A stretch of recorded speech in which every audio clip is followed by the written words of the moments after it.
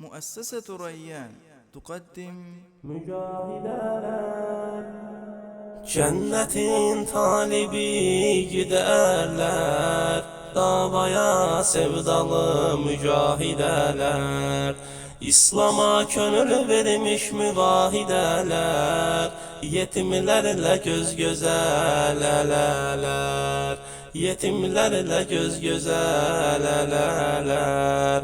Mücahideler, mücahideler, Allah'ın davasına gönül vermiş günler.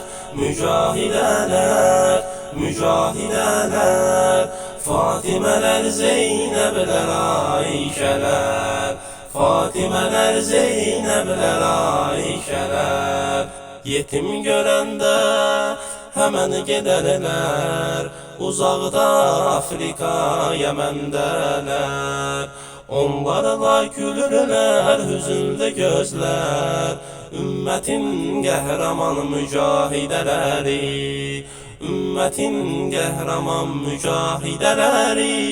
Mücahideler, mücahideler, Allah'ın davasına gönül vermiş günler. Mücahideler, mücahideler, Fatimeler, Zeynepler, Ayşeler, Fatimeler, Zeynepler, Ayşeler.